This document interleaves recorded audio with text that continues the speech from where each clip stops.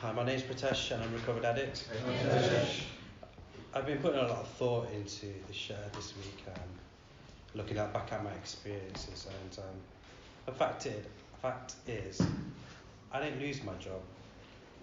I wasn't homeless. Didn't go to prison.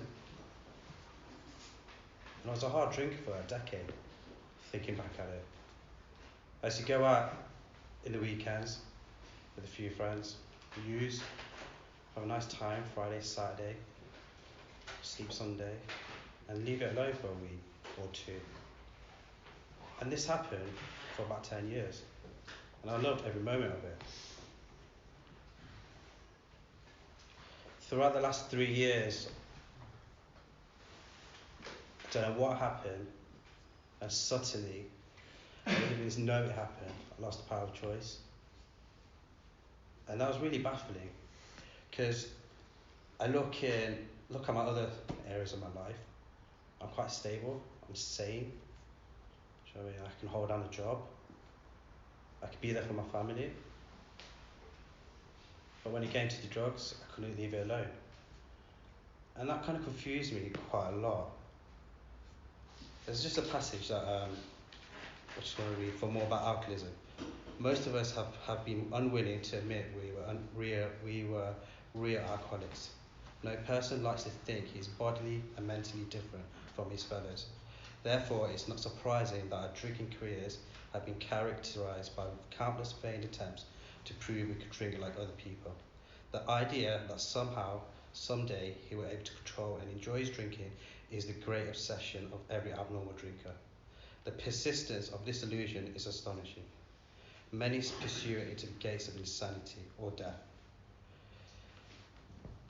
Even when I knew that I was in a slippery kind of slope and things were kind of tumbling quite fast for me, I didn't want to admit that I was an alcoholic.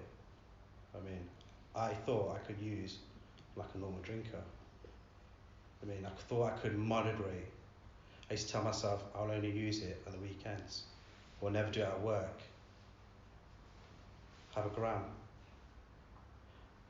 And then really fast, it really started changing for me. I started finding myself sitting in lay-bys and thinking how I used to get here, and like really beating myself. What am I doing here? Because honestly, I didn't want to be there. But at the same time, I didn't class myself as an alcoholic or a cocaine user. And it started getting really dark for me at this time. I knew I had something wrong with me, but I didn't know what was wrong with me. I started putting strategies in place. Started to stay at my sister's house. I thought if I stay at my sister's house, I won't see my drug dealer. I'll go straight to work and I'll be alright. But I used to find myself having cocaine at work. And I didn't realise how that happened, because I was sitting in a lay-by the night before saying, I will not do this ever again.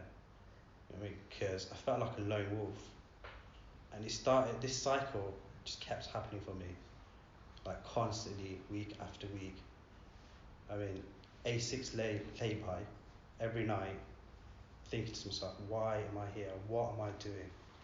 I should be at home looking after my father, but instead I'm sitting in the car. And that really beat me up, to be fair, because I was trying to figure out why I was doing this, because I don't want to be doing this. In other areas of my life, I knew what I was doing. I was quite sane, I had morals, I was sensible. But when it came to cocaine, I knew it would kill me, but I kept doing it, and I couldn't figure that out.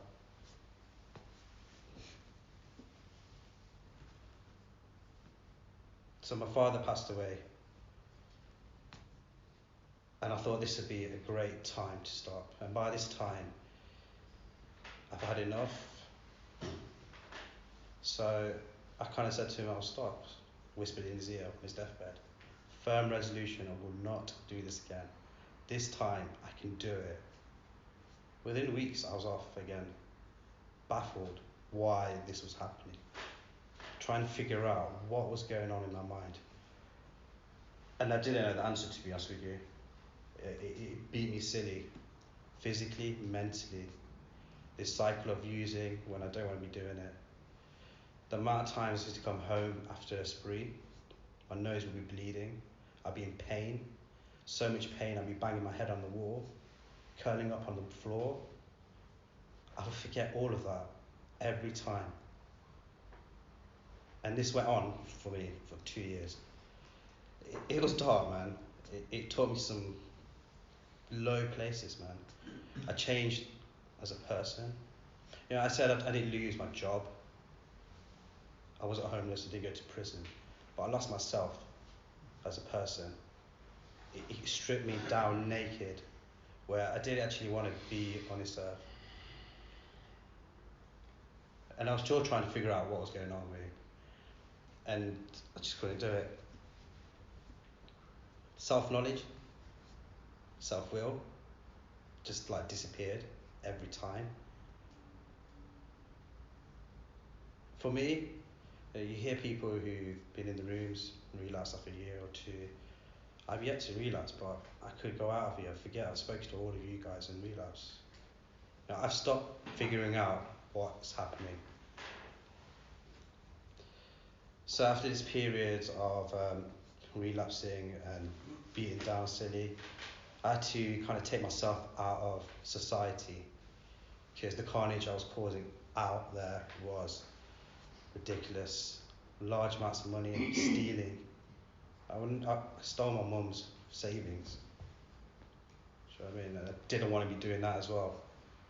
It stripped me down, bare, naked. Went into institution to kind of sort myself out. I thought this will be it. I'm away from society, away from parents, family. I'll have a chance. Rehab was great. I really enjoyed it. I put a lot of weight on. It helped me to sort some life shit out.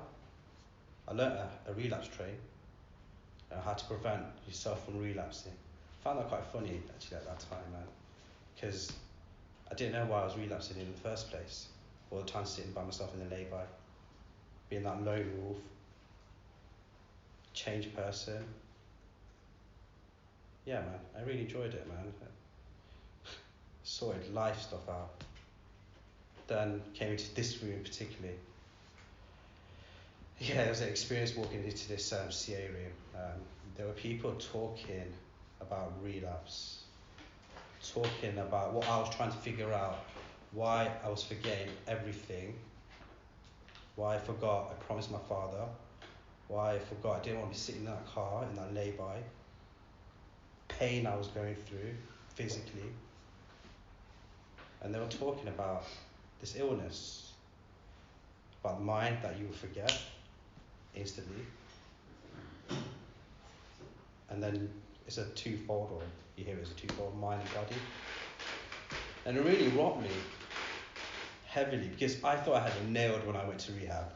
Like, I was on cloud nine, stepping out of that rehab, coming into this place. I was like, yeah, I've got this sorted. I've been away for 28 days, put some weight on, and then I walk into this room, and there's a certain group of people just talking about something, and I cried my fucking eyes out. I needed to cry, let it out, and I've been looking back at why I was crying. It wasn't because I went to 28 days of emotions, and yeah, that made me cry, man, like looking at my childhood when I was 4 and stuff. Don't get me wrong, that was good. But I cried because there were people in the room that knew what I was going through and what I was suffering with, forgetting. That was a stepping stone for me in my recovery. If it wasn't for a guy who gave me a hug, I wouldn't be sitting here. I think I would be dead. He showed me what was going on in my mind through my experience, queer mental twist, the blank spot. See, I was at NCP car park and had an all-night session, and next minute I was in hospital. I saw death there, and I wanted to die at that time, but I forgot about that I went and used straight away. He kind of pointed that out. We went through the work, the steps, and had a spiritual kind of experience, whatever you want to say, a spiritual experience. I feel free right now. Like, I'm going through some emotional shit right now. Tomorrow's Father's Day. It's my dad's birthday. It's his death date. And I'm feeling emotions. And I couldn't figure it out all week, to be honest with you. And he dropped to me, man. This is what freedom is. This is what sobriety is. Being free. I feel emotion. Because last year, I didn't feel fuck all, man. I was a monster, as my sister called me. That's what sobriety is. A drug-free life for me. And to feel normal. Or Pretesh, whatever normal is. Life will throw shit at you. Life ain't perfect, man.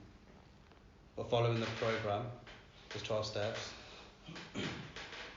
learning, growing, listening, you know, these spiritual principles that we spoke about last week: hope, honesty, faith, courage, integrity, willingness, humility, love, forgiveness, discipline, awareness, and service. So it takes me back to this bit. We've learned that we have to fully concede to our innermost selves that we were alcoholics. This is the first step in recovery. The delusion that we are like other people, or presently maybe, has to be smashed. I was beaten the fuck out, like when I walked into here, man, twice. First before going to rehab, and second walking into this room, man. And I'm so glad that happened to me, man, because that's my journey. Otherwise, I thought I could beat the game. But do you know what? You can't beat this game, man. There is only one solution. I'll leave it there, thanks. Yeah, thanks. Pritesh, I'll now open the meeting to the rest.